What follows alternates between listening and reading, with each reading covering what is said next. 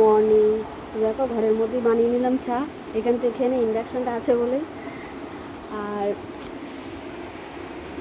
বাইরের অবস্থা খুব খারাপ, কারণ কালকে সারা রাত ধরে বৃষ্টি হয়েছে। আগের দিন দেখালাম বাইরে বারান্দায় জল জমে যায়, কার্নিশটা নেই তাই ছাড় জল এসে।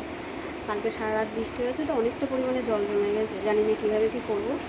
তো পরে দেখা যাক। সকাল থেকে তো যেমন উঠি তেমন রেডি হয়ে সব কাজকর্ম করা হয়েছে, স্নান ধান। এখন ওই 7:45 মতন বাজে। তো আমি চাটা করে খাই, বেশি দিক থেকে এখনও ওঠেনি। উঠলে পর ওদেরও চা করে দেবো। আর স্কুলে আজকে আর যাবো না, কারণ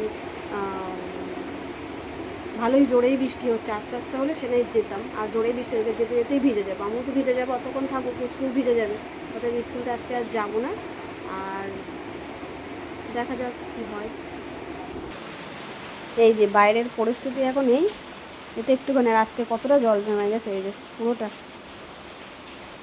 এই যে দেখেই বোঝা যাচ্ছে, এই যে থাকার এই পর্যন্ত জল চলে এসছে, এই পর্যন্ত। তার মানে কতটা জল জমে গেছে, এই যে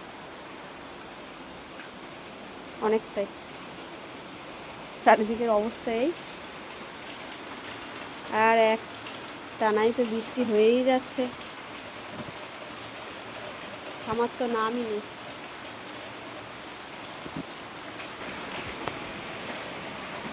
সব জায়গায় মানে একই অবস্থা, বর্ষাকালে একটানা বৃষ্টি হয়েই যাচ্ছে। আমার তো আরও খারাপ অবস্থা। সবার দুয়ারে দুয়ারে হয়, ওই যে দুয়ারে দীঘা, আমার ঘরে দীঘা হয়ে গেছে, ঘরের মধ্যে দীঘা।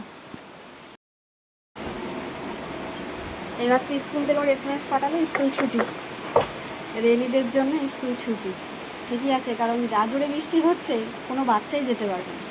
আর কোনো গার্জেন পাঠাবে না এই বৃষ্টির মধ্যে, কারণ ওয়েদারে শরীর খারাপ হয়ে যাবে বাচ্চা কোনো বাচ্চার মনে হয় না আসবে। আর আসবেও বা কী করে, জোরেই তো একটানা বৃষ্টি হচ্ছে, একটু ছুটে অল্প অল্প হয়, যাওয়া যায়।